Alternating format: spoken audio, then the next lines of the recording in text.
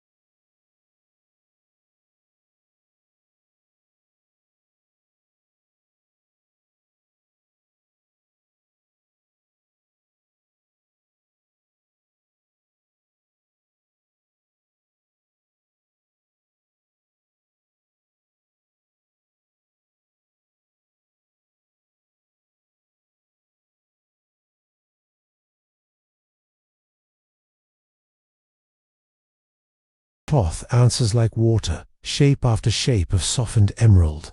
When she smooths it back, a fine trace of powder remains on her cuff. She rubs it away with a smudge of satisfaction, as if it were proof that the color was real. At a painter's studio, the palette glows.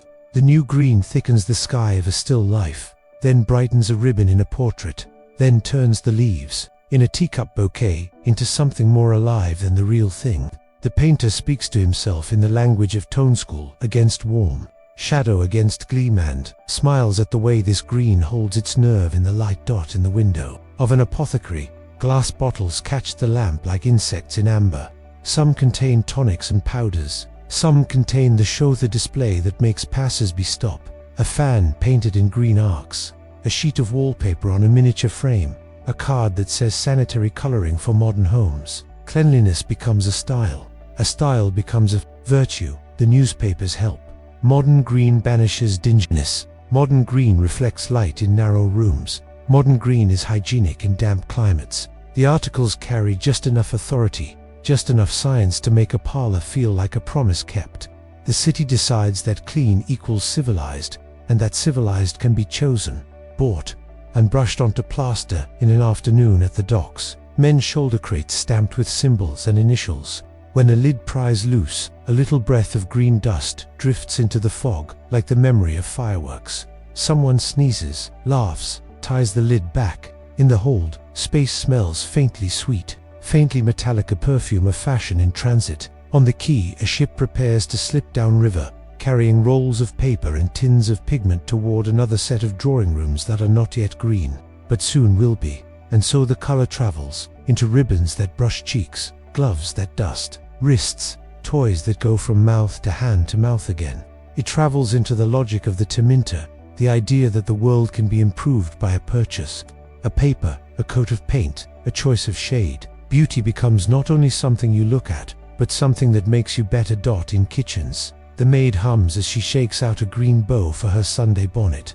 On staircases, the man of the house rests his palm on the wallpaper as he pauses between floors and tells himself that this is what success feels like, cool and modern under the hand. In nurseries, a painted toy is pressed against a small lip and everything is all right. For a while, the color wins not by argument, but by presence. It is everywhere long before anyone thinks to question it. And why would they? There are no sirens. For a color, there is no headline that reads, "The shade in your parlor has spoken."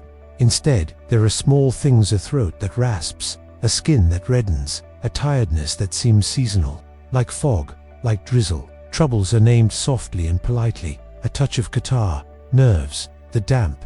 We do not expect beauty to ask a price, and if it does, we expect it to leave a receipt. Not yet. Not tonight. Tonight, the city accepts its gift. The wallpaper shines. The dresses breathe. The toy soldier stands at attention in his green. The ship clears the last bend and finds the sea. Clean, modern, hygienic. The words feel like starch and sunlight, upright, well made, just enough. The green goes on, room by room, street by street, until it is less a fashion than a fact. Tomorrow, other voices will enter this house, voices from the body itself, speaking in coughs and rashes and the vocabulary of fatigue. But for now, let the lamps burn where they are. Let the chairs be polished. Let the clock tick like a metronome the room has learned by heart. Beauty is here, and it has conquered not with fanfare, but with color. By morning the parlor is busy with small, ordinary graces. The maid draws the curtains and light moves across the green in a slow tide. She wipes the mantle with a square of linen and watches a faint tint come away on the cloth. Not dirt, exactly. Not soot, just a suggestion of color. She folds the square, making clean meat clean, and carries on. In the nursery, a wooden soldier's coat gleams in that same proud shade. The child puts the figure to his lips in concentration, then sets it marching along the sill, tiny boots tapping a parade no one else can hear. In the kitchen, a bonnet ribbon lies coiled like a sleeping snake, ready to be tied. When the maid lifts it, green rises the way, flower rises, invisible until it touches skin. None of this announces itself. It is the kindness of the color that makes it easy to trust. A touch here, a breath there. The day belongs to other things, a bill to be paid, a letter to be answered, a roast to be prepared. If palms tingle after rubbing a wall, if a throat asks for water sooner than usual, it is the weather, it is the fog, it is the way of the city. At the dressmaker's, pinheads flash in lamplight. The seamstress keeps her emery strawberry near, pricks and polishes her needles, and smooths the skirt she has been shaping all week. The fall of it, a green the shopkeeper swears, is Paris in name and spirit. Her nails carry a narrow rim of color by evening. She scrubs them with lemon, admires the neatness, and smiles at her work. Beauty and skill share a mirror. Beauty wins the praise. In the painter's studio, the cloth under the easel grows mottled, a signature the floor keeps, speck by speck. A pupil sweeps, raises a powder, coughs once, and laughs now. It looks like fog indoors. The master lifts a panel to the light, approving the new green's nerve under a wash of varnish. It keeps its promise, he tells the client. Everyone wants a color that keeps its promise. Back at the apothecary, the window display changes with the pace of the street. The sign creaks when a carriage passes. An attentive clerk dusts the glass and, when no one is looking, dusts the bottles themselves. The cloth grays, then greens, then goes away with the laundry. The clerk thinks only this: the shop shines. A shining shop invites respectable feet. Home again, the day gathers itself around quiet tasks. The woman at the parlor table closes a book and glances at the leaflet once more. Sanitary, hygienic, modern, and feels borne along by words that fit her wish for the world. Order, brightness, ease. She does not see the dust cross thresholds, from wall to hand, from hand to cloth, from cloth to lip, from lip to sleep. No one does. That is the nature of things that behave. Evening leans in. A guest compliments the room, brings light to the corners, doesn't it?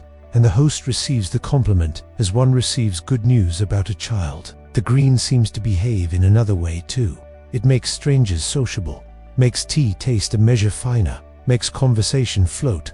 If the guest's voice catches near the end of a sentence, if the host's temple throbs a little when the lamp is trimmed, both put it down to the busy day they've had. There is a story that dust tells only when a beam of light finds it. Otherwise it goes about its work politely, settling, lifting, settling again. To see it is not the same as to read it. And even when a cough appears on the page, or a rash signs a margin in pale script, there are so many other explanations handy. One does not accuse a color any more than one accuses a song stuck in the head. The child sleeps. The soldier stands guard. The ribbon waits on its hook. The cloths soak in a bucket that blushes pale at the edges. A draught makes the gas mantle shiver. The wallpaper breathes. And somewhere, not far, a man in a paper mill sneezes into his sleeve, already tinted by the day's work, then sets another sheet to dry its surface perfect, its future already hung. Night draws a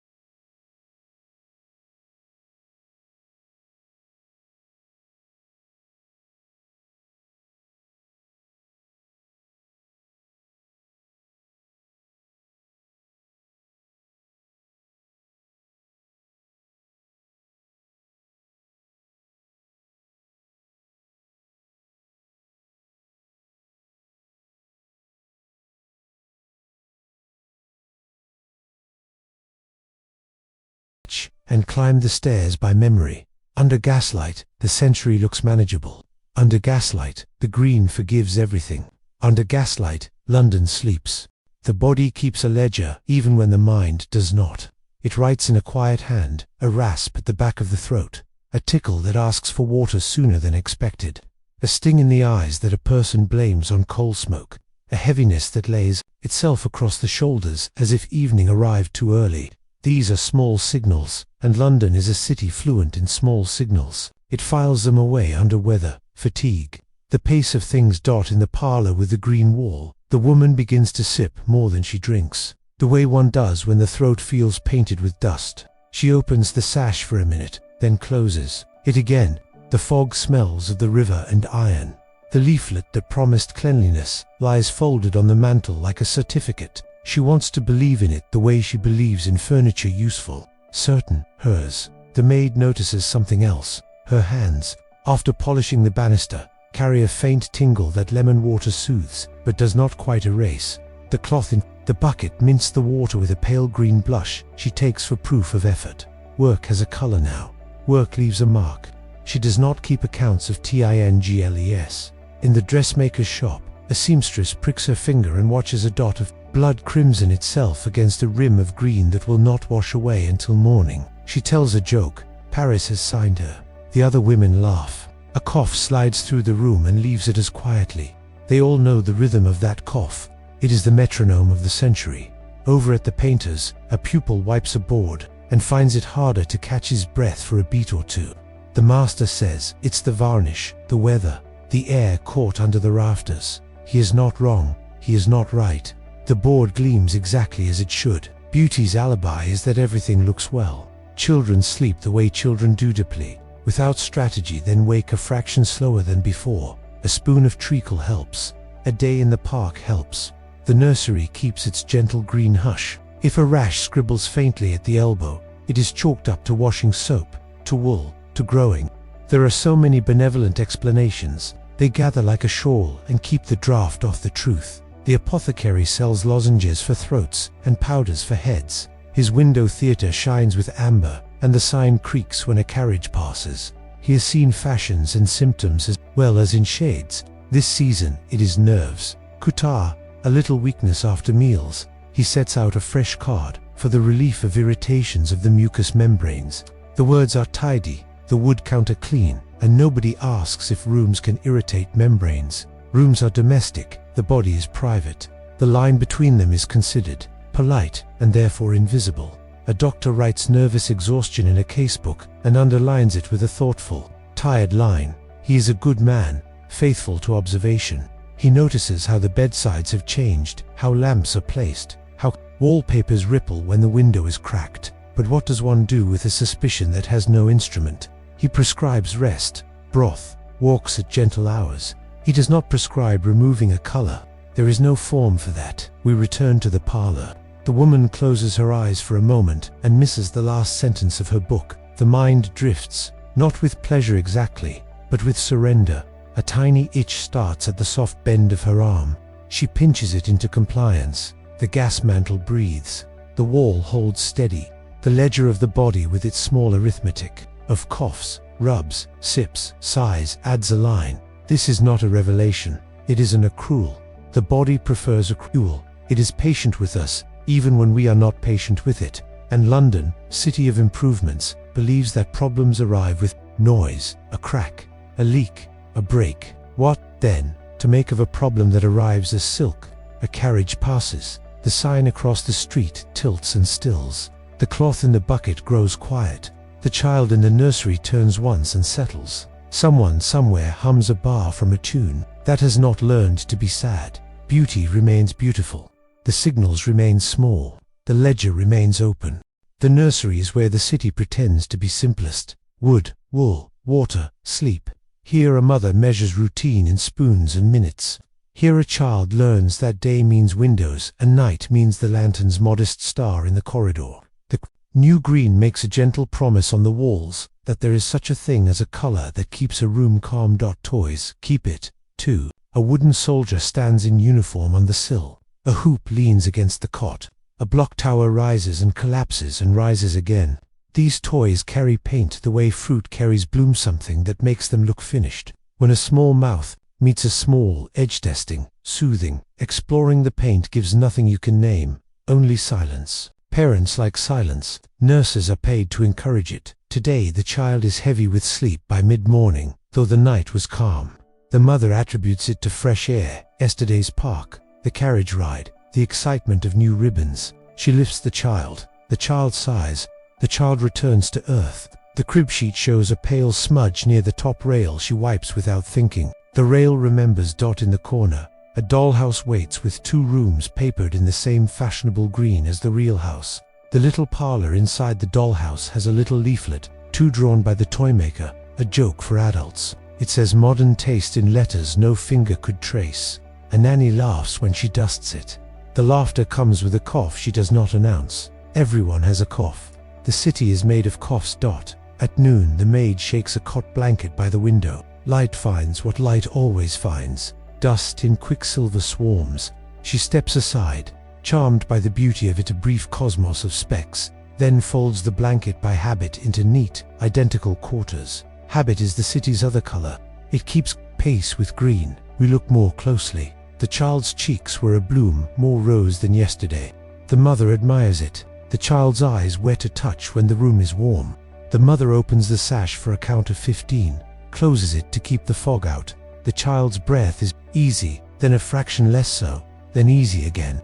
No alarm enters the room. Nothing dramatic happens. The nursery is a temple to the undramatic. On the mantel, a small bottle of Centerpower Blossom, green-tinted. A gift catches the light. The label's flourish is a miniature opera. Purity, freshness, health. The mother puts the tiniest drop on a handkerchief for herself and notes that the world brightens by a shade. Then she puts the handkerchief away. Even the air likes to be dressed. In the afternoon, a visitor comes with a present, a puzzle painted in cheerful fields. She says the room glows. She says the child is angelic. She says the mother is blessed. They speak in the grammar of approval until the kettle taps its signal and tea is poured. The child dozes against a green pillow. The visitor stares a moment and says nothing, because there is nothing to say, because what one sees is peace. Toward evening, a tiny rash writes a sentence on the wrist so faint it could be imagination. The nanny, who notices everything and claims nothing, dabs it with cool water and tucks the cuff lower. The mother reads the first paragraph of a pamphlet titled On the Health of Children in the Modern Home, and learns that order is health. That freshness of aspect is akin to oxygen. That tone has effects on temperament. The paragraph is not wrong. It is not right. It is adequate to the desire in the room. Downstairs, the apothecary turns his sign to closed and thinks of the nursery mixtures he has sold this week. Nothing strong. Nothing new. Reassurances in liquid form. He will sleep without question. He is a good man. This is a good street. The city is better for shops like his. Tomorrow he will dust the bottles. Tomorrow will shine. The child wakes briefly, asks for nothing in particular, receives a hum and the touch of a hand and doses of both. The mother, who has become an expert in tiny mercies, watches the green walls lean closer as the light goes. She wonders whether the child dreams in color yet, and hopes it is this color, the one that promises order. Civilization. A ledger turns another page all the same. The body draws a pale line where a wall has laid a finger on a day. The nursery settles. The lullaby in the corridor fades. Somewhere, a clock writes seconds you cannot hear into a book you cannot see. The green keeps its promise of quiet, which is not the same, as it happens, as a promise of health. Not yet. Not tonight. The workrooms tell the story differently. Not in paragraphs, but in hands, at the dressmaker's. Morning begins with a length of cloth unrolled in a sigh. Pins bead the hem like dew. The seamstress keeps a neat emery strawberry by her wrist too. Sharpened needles between breaths. She lifts a skirt panel dyed to the fashionable green, sets it against the light, and the fabric seems to drink the day. When she smooths the panel across her lap, a powder answers her touch so fine it feels like nothing until the skin remembers it with a tingle. By noon, the cuticles at her thumbs are a little angry, the half-moons under each nail stained. She scrubs with lemon, with soap, with the brisk honesty of cold water from a tin basin. Clean is not the same as clear. The color lingers like an idea. Across town, the paper printer turns a crank. The roller kisses the sheet. A vineyard of leaves grows in perfect repeat. The printer's boy fetches stacks to the drying racks and speaks in coughs he has learned to carry lightly, like a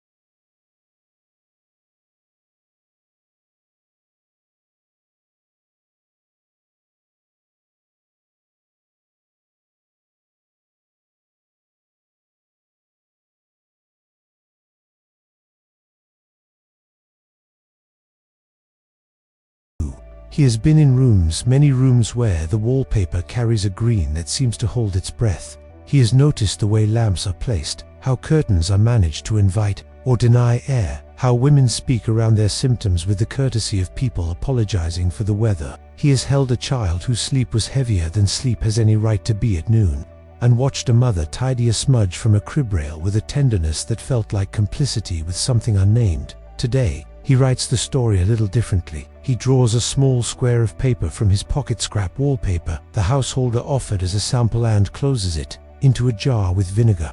He tells himself it is only a curiosity, a kitchen experiment. The air above the jar seems to find a note he cannot place, something sweet turned metal at the edge. He sets the jar aside and feels unsatisfied with his own senses. He turns a page. A laundress with cracked knuckles and a cough that behaves politely until it doesn't. A seamstress with numbness that walks the fingers like a thoughtful cat. A child with bright cheeks and a willingness to return to sleep too easily. He knows each person individually. He knows them collectively without admitting it. What he does not know is how to write rooms into a prescription. A colleague, a good man who likes progress, laughs gently when he mentions paper. Paper does not make people ill, he says. Not in respectable houses. Perhaps in mills. Perhaps among the careless poor. But not in rooms with carpets and music and manners. The doctor nods because it is easier to nod than to invent an argument. Where language has not been minted yet. In the evening he walks home along a street that smells of light rain and shop glue. An apothecary window glows with amber. A card in the glass reads sanitary coloring for modern homes. He studies the curves of the lettering and thinks about words that behave like tonics. He wonders what would happen if he were to put a question mark after sanitary and whether question marks are permitted in Windows. At his desk he copies a paragraph from an article on household hygiene and writes a marginal note. Observation: certain symptom clusters appear most often in rooms with the modern green. He closes the book, then opens it again and softens the line. Merely an impression. Further inquiry required. A man in his position learns how to temper suspicion, the way one tempers flame. He drafts a letter to a journal, nothing incendiary, nothing that would embarrass a patient in print. He asks whether colleagues have encountered patterns, fatigues that seem to live in rooms, irritations that recede when paper is stripped for painting, nitrates that behave unexpectedly when damp finds them. He signs the letter and does not post it. Not yet. A letter is a small stone thrown into a large, polite pond. Meanwhile, the city gives him more pages. A man who hangs paper for a living with hands too clever to retire but too tired to lift above the third stair. A governess who coughs only in the house of a certain employer and nowhere else. A child who improves for 3 days at a grandmother's and droops again among his toys. He squeezes the bridge of his nose and wishes for an instrument that could translate air into numbers. He does what he can. He prescribes air itself window hours, park hours, a day trip by rail to a town with older walls. He suggests washing certain surfaces more often, knowing the washing may, in certain cases, make a quiet thing a louder one. He advises a mother to move a cot away from a draft and watches her move it nearer a wall he does not trust. He chooses silence rather than frighten her with a theory he has not learned to prove. Outside, the street draws its gaslit curtain. The doctor touches the scrap of paper in the jar again and decides only to himself to keep it. He writes a final line in the casebook. Follow up after change of room. It is the closest he can come tonight to writing remove the color. Tomorrow he will knock on doors, listen to chests, count pulses with 2 fingers. He will meet the commerce of beauty in its uniforms, panels, prints and pretend he has not noticed that beauty sometimes collects debts. Soon enough, the question will outgrow rooms and move into shops, mills, ledgers. But that is another chapter. For now he closes the book, turns down the lamp, and lets the rain iron the night flat. Somewhere a house sleeps under a perfect green. Somewhere a child dreams in the same shade. Somewhere the word sanitary does its comforting work, and the body faithful, patient keeps its ledger open.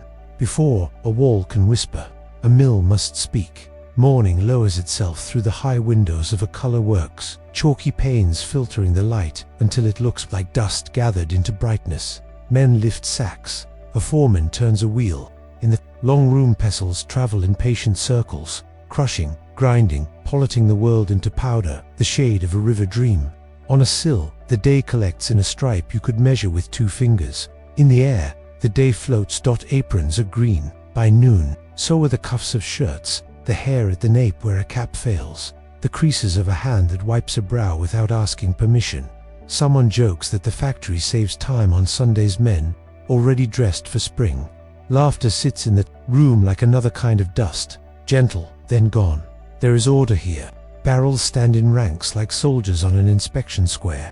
Labels are written carefully, numbers, weights, initials, pried into staves with a nail. A boy carries slips to the office where a clerk writes the day into ledger columns that always add up, because numbers are obedient when you teach them to be. The clerk takes pride in this. Pride helps him forget the tickle in his throat that water indulges but doesn't cure. Racks of paper hang like laundry across the shop, freshly printed patterns repeating their polite leaves and tame vines in endless procession.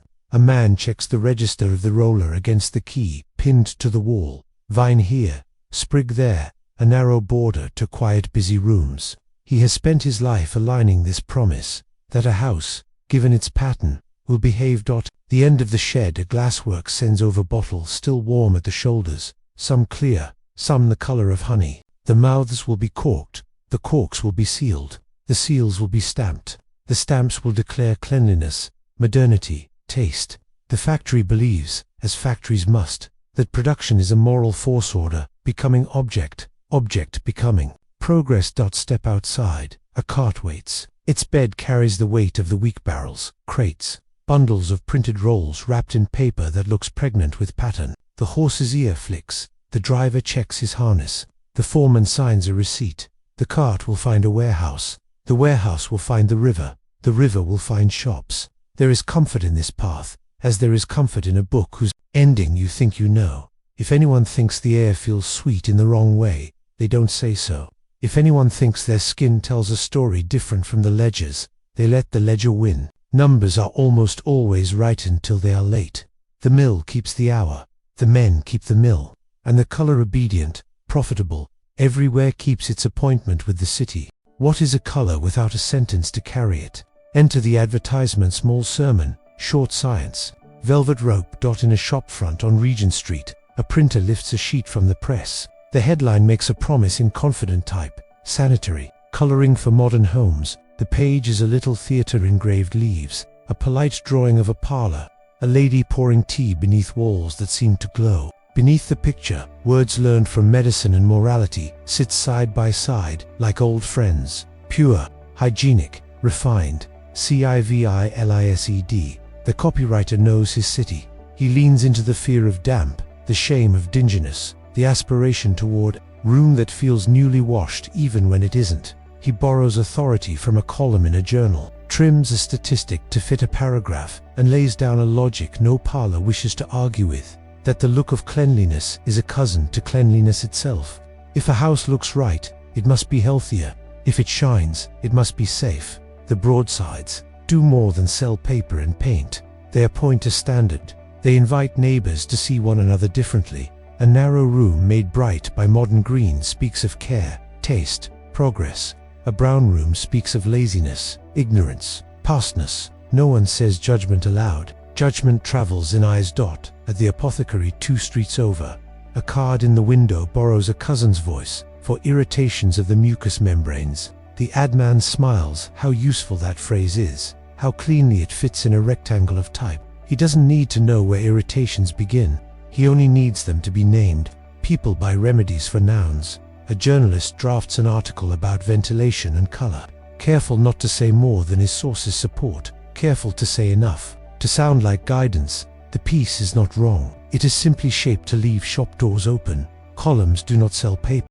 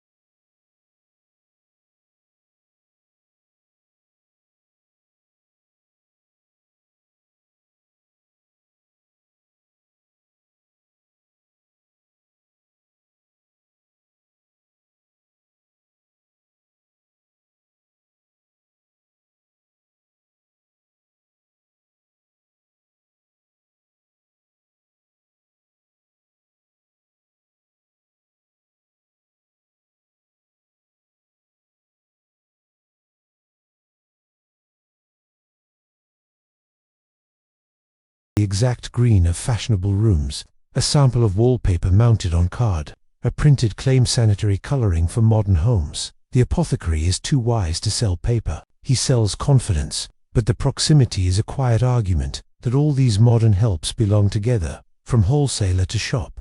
The chain holds, crates arrive with invoices, invoices become entries, entries become profit lines. The apothecary's ledger is exact, almost beautiful columns as straight as a plumb line, sums that close like doors fitting their frames. In the margin, Once, a small private note. Mrs. Harrow improves when visiting sister at Hampstead. Symptoms return on resuming at Duke Street. The pen hesitates. The note remains lonely, an observation with nowhere to join. A delivery boy carts bottles to neighboring streets. He counts tips, whistles, coughs. He pauses at a house with particularly lovely green walls and looks at his hands without knowing why. The housemaid opens the door with polite speed, takes the parcel, thanks him, and closes the door against the fog like a person sealing an envelope. Inside, the green looks richer under lamplight. Outside, the boy forgets to whistle for a block. Back at the counter, the apothecary adjusts the labels he wrote last night, his hand steadier than most men's, his certainty regarding dosage greater than his certainty regarding rooms. He sells remedies for results. He does not sell causes. Causes are the work of another trade, perhaps another century. Toward evening, a doctor steps in, buys nothing, and looks too long at the window. The two men speak about weather, about a case of catarrh that improves at the coast, about the price of sugar. When the doctor leaves, he feels he has almost said a thing and almost heard it. Almost is the distance between a shop and a paper, between commerce and conscience. The bell rings one last time. The key turns. The bottles go on shining in the dark like patient stars in their shelf-borne constellations. The ledger sleeps with its tidy truth. And somewhere not far away, a mother opens her packet and believes as she must that today's help is today's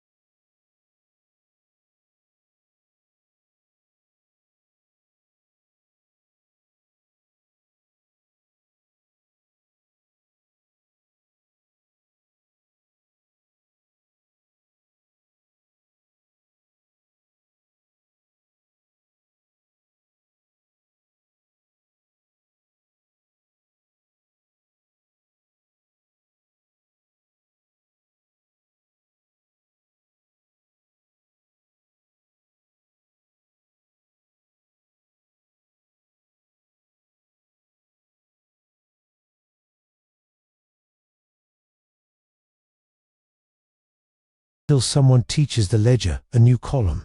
Reckonings often begin where there is no audience sat, a kitchen table with a saucer, a jar, and a man who would rather be certain than comfortable. The doctor, our careful observer, has brought home a torn square of green wallpaper. He is not a chemist, he is a listener. Tonight, he listens to air. He lowers the scrap into a jar, adds a capful of vinegar, and watches the liquid take on the faintest tea-green tint. He does not know what to call what rises into the headspace of the jar, something almost sweet, almost metallic, as if cleanliness had learned a sharper note. He leans in, then leans back. The lamp flame thins for a moment, or perhaps his sight does. He notes the thought and scolds it. He has no instrument, no test more noble than a nose and a heartbeat that hurries a fraction when he should be still. He stands, opens the sash, and lets river air flatten the room. The jar sits. He sits. Two doubts sit between them like uninvited guests. He tries again. This time above a spoon newly warmed over. The lamp air coaxed across the scrap before it meets the spoon. The metal blooms a darkness at its edge, a bruise the color of old pennies. He does not exclaim. He does not trust surprise. He washes the spoon. He writes in his pocketbook, observation, a tendency to stain, an odor not easily named. The words look timid on paper. He prefers timidity to error. He thinks of rooms, a parlor with a child who sleeps too readily, a nursery where a cuff hides a rash, a stairwell whose banister seems to polish itself onto palms. He thinks of workrooms, a printer's boy coughing into his sleeve, a laundress whose hands read like maps, a seamstress counting pins to distract a tingle. Are these one story, or several? He is too honest to stitch them together without thread. He is too troubled to let them lie in separate drawers forever. The house sleeps. He takes the jar to the scullery and leaves it by a cracked window where the night can mind it. He rinses the spoon and the saucer until they shine. He writes a sentence and crosses it out. Remove the paper. Another. Advise caution in rooms of the modern green. He softens both. Consider trial of alternate covering. Inquire after symptoms following change. On his way to bed, he passes his own walls, a humane cream that has never had to defend itself. He touches the paint, each fingertip a question mark. The questions remain questions. The lamp travels upward, and with it climbs the thin relief of a thought. If a house can be adjusted by color, then a household can be convinced by evidence. Evidence never arrives dressed for company. It comes in kitchen jars and awkward words. Somewhere the city flips, a page in sleep. The jar cools, the river turns itself under the bridges, and a man who has no gift for scandal, only a gift for attention, resolves to carry his small experiment into daylight, to retell what air said in a kitchen without the theater of outrage, without the safety of silence, with the exactness that convinces people who do not like to be convinced. Scandals have a way of finding rooms that expected only compliments. The story breaks like whether a family of good reputation removes a particular pattern from their drawing room. The daughter's headaches recede, the mother's cough thins, the child's cheeks return from overbright to human.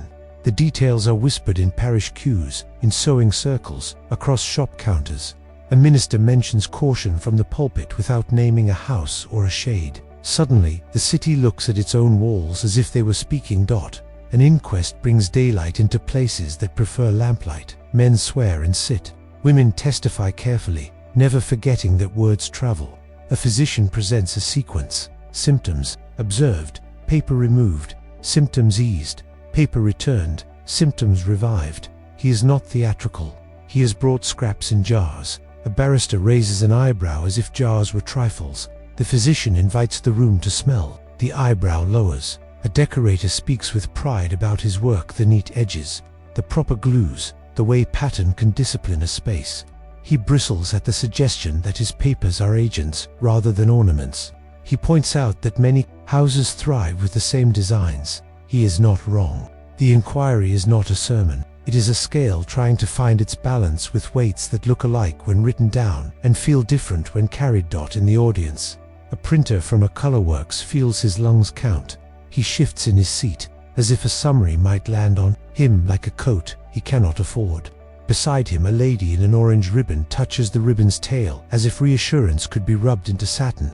Reassurance is a skilled product. It sells well. A newspaper seizes the plot green paper. Feminine suffering, domestic peril. scientific sniffing in jars and writes it into a column that walks dangerously close to entertainment. Another paper replies sagely, "Beware hysteria, beware sensationalism. See how smoothly old moral vocabularies slip over new technical matters."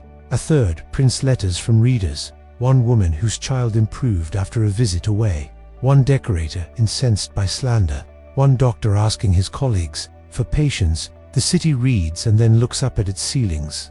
Meanwhile, in a modest house on a modest street, a maid takes an afternoon to strip a small bedroom of its paper at her mistress's insistence. The work is wet, unpleasant, and in the way of most unpleasant work, reassuring. When a thing comes off the wall, one feels one has done something.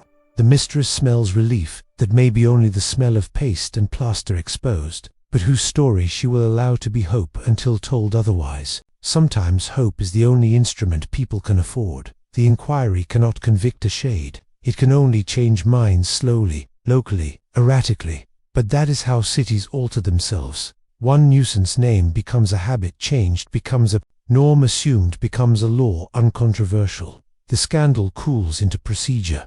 The crack does not collapse the house. It lets in air. By dusk, the courtroom empties into fog. The physician tucks his jars into a satchel and feels a little foolish, a little useful. The reporter folds his notebook. He has a headline that will sell, and a concern that he will exaggerate the wrong thing.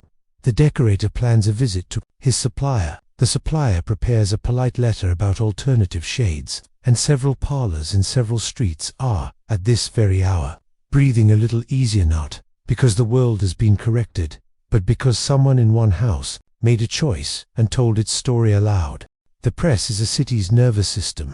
It carries sensation from fingertip to thought, and sometimes invents feelings the body never had. On Tuesday, a paper prints a diagram of a room with arrows showing drafts.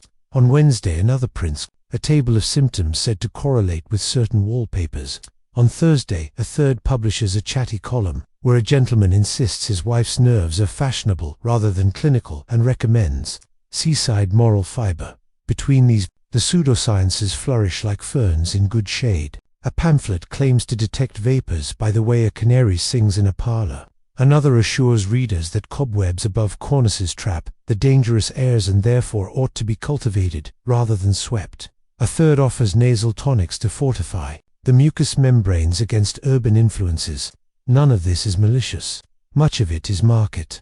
Honest science proceeds more slowly. A hospital physician writes a careful letter to a journal about arsenical pigments in papers, citing tests that stain mirrors and tarnish coins in jars with dampened scraps. He avoids adjectives. He invites replication. Another physician, far away, repeats the work and writes back. A conversation begins in footnotes and ends, months later, in the hands of a lady who will not read the footnotes but will hear their echo in the tone of her doctor when he recommends a change. In the meantime, the city splits into factions, the way it always does, one side saying the whole thing is a panic, the other saying panic is the only instrument that ever moves anyone, and a third quieter going about their mourning with a bucket and a scraper. The quieter people make the largest difference. Advertising adapts as water adapts to new ground. Posters now say improved greens, modern and safe, without explaining the improvement. A decorator keeps two samples identical to the eye and calls one old, one new. The apothecary stocks a little booklet on ventilation that recommends leaves on walls that are calming in tone, yet chemically indifferent. The phrase chemically indifferent pleases him. It makes a moral of restraint. A group of merchants hires a man with a pen to publish a rebuttal, handsome pamphlet with Baroque borders and a firm thesis that British commerce does not injure British homes, that damp is the true culprit, that fashion has been unfairly accused by those jealous of its success. The pamphlet sells for twopence and is left on tables to be admired. It is not entirely false. That is why it works. Elsewhere, a young reporter writes a plain piece after spending a day in a mill and a day in a hospital and a day in a parlor, and his editor nearly kills the story for lack of spark. The reporter adds one child's empty cradle pictured in the mind rather than on the page, and the story runs. The city does not need gore to be moved. It needs a quiet image it cannot easily put away. What emerges is not consensus but tilted gentling of belief toward caution. Shops sell through their stock. Households replace green with cream over slow months. Doctors find they have to argue less and suggest more. A threshold is crossed so softly that no one hears it. An epoch never knows the volume at which it changes its mind. No story is finished until it has learned to sit in a chamber and speak a new language. Clause, amendment, report. Members rise and clear their throats. Some speak for trade, for the honest industry of mills and paperers, for the principle that fashion is not the enemy of health. Some speak for prudence, for inquiry, for the citizen who cannot test air in jars and must rely on those who can. A few speak for patience, which is to say delay, while a few speak for urgency, which is to say the child who coughs at noon and sleeps too long at 4. The room itself is a lesson. Its own greens are ancient and harmless. Its walls are stone. Its air is old. It is easy to feel safe where nothing glitters freshly. A member reads from a committee paper recommending labeling, improved ventilation, and guidance to householders. Another proposes limits on certain pigments. A third warns that panic harms commerce more surely than pigment ever harmed a parlor. The arguments fit neatly into one another like drawers. Reality refuses to be a cabinet. Outside, a petition bears hundreds of signatures: nurses, laundresses, paper hangers, mothers asking not for punishment, but for clarity. Inside, a civil servant describes the difficulty of enforcement and the cost of testing. The chamber nods. Costs love to be counted. Where lives have not been and yet something moves. A resolution passes to study. A circular is drafted to advise. A notice is prepared that discourages certain papers in nurseries and sleeping rooms. No one calls it victory. The city does not change by edict alone. It changes by permission, quiet kind that lets the cautious feel official. The press declares too much and too little in turn. One paper hails a triumph. Another calls it out for show. A third places the story below cricket. Householders make their own sense. They keep their parlors for now and soften their bedrooms. They ask the decorator for the improved one. They notice, a month later, that the ledger in the body has turned a page with fewer entries. Our doctor sits in the gallery one afternoon and listens to men translate rooms into rules. He does not begrudge them their grammar. He only notes the distance between a smell in a jar and a paragraph in a statute. Distances are what institutions are for, and what stories are for. Bridges of different materials.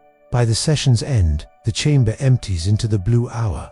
Its lamps are lit. Its floors remember footsteps the way paper remembers ink. Outside, along the river, carts trundle patterns toward houses that are not yet changed, and houses that are changing as we speak. Glue softened, lengths pulled, walls breathing in.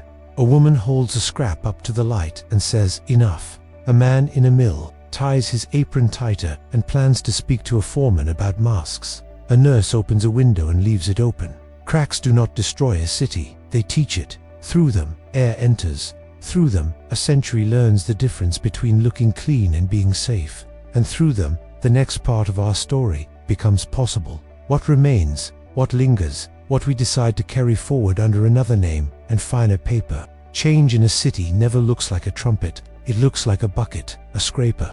And an afternoon no one will write a poem about in a parlor, much like the one where we began. A woman stands with sleeves rolled. Hot water mists the wall. The edge of a blade follows. The paper loosens, sighs, and releases a century's certainty in slow strips. The underplaster shows its patient scars, nail heads, hairline cracks, memories of other colors briefly promoted and then dismissed. She works without ceremony. The child older now hands up a length like a banner unfurled, reads the old pattern backward, and laughs at something the leaves seem to be saying as they come away. The laugh ends in a small cough that doesn't return. Someone opens the sash a little wider. The room learns a new temperature for its air. In a drawer, the ribbon that once dusted hands is retired to a keepsake box. It becomes the first artifact in a family museum no one will visit. A lock of hair, a pressed flower, a green ribbon folded into the archive of what was once believed. Objects that once worked become objects that mean. Across town, a seamstress oils her needle and chooses a cream that makes the room look larger. She keeps a single scrap of Paris green pinned in a cloth book like a passport stamp. At the laundry, the bucket water runs clear. At the mill, a foreman posts a notice, "Masks advised." A clerk, farther up the chain, begins to write "improved" in a new column beside certain shipments. Doctors notice their work lighten in a way. No statistic can boast of children less drowsy at noon, mothers with fewer headaches, men with hands that burn less at the knuckles by week's end. They do not throw hats into air. They add fewer lines to casebooks and sleep a fraction easier. Improvement is often the abolition of a task you never wanted. The city's conversation shifts with the furniture. The words hygienic and sanitary keep their chairs at the table, but they sit differently, less like star guests, more like good manners. Paint tins adopt a new modesty. Labels begin to explain. The most eloquent shopfronts learn a useful phrase, chemically indifferent. It sounds dull. Dull is beautiful when it keeps peace with the body. At night, houses breathe a little more like themselves. Gas mantles hum the same soft tune, but the walls have nothing to prove. The silence changes temperature. So does sleep. What remains of the green becomes story. It keeps its place as a color in paintings and ribbons, as a memory in albums and letters, and recedes as an ingredient in the daily air. Cities do not apologize, they move. But people remember, which is the closest thing a city has to conscience. Every age believes it has mastered the difference between seeming and being. Every age requires a reminder. Look at our shelves now. Labels fluent in reassurance, packages fluent in virtue. Words that once belonged to laboratories now belong to logos. We are promised skin that will glow, rooms that will breathe, surfaces that will kill germs politely while leaving our lives intact. We arrange proof in rows, certifications, icons, testimonials like small medals pinned to ordinary objects. The old grammar persists. Clean equals modern. Modern equals moral. We have improved our instruments, and therefore imagine we have improved our character. Perhaps we have mostly taught reassurance to speak better English. There is a phrase for this that wears new clothes. Season after season, greenwashing the art of dyeing a product in virtue, until you cannot see what holds it together. It is not villainy, most days. It is haste married to hope. It is a city's appetite for better coupled to a market's appetite for now. And yet, we do no more. Windows open wider in our minds. Standards exist. Testing exists. Accountability can be asked for politely and sometimes delivered. You can read a label and find a number. You can read a number and find a source. You can hold a maker to the fact that air and skin are not abstractions. The mirror modern life holds up to the Victorian parlor shows familiar faces. Quiet hazards prefer the domestic stage. They arrive wearing order and go to work while we tell ourselves that order must mean safety. Then a seam opens, a ledger changes its totals, a doctor writes a better paragraph, a journalist learns a word and teaches it to the street, and the city adjusts its color again. The lesson is not that beauty is dangerous, poor sermon. The lesson is that confidence requires a receipt. Ask the world, not only to look right, but to behave right under light, under time, under use. Ask for boring answers. Boring is the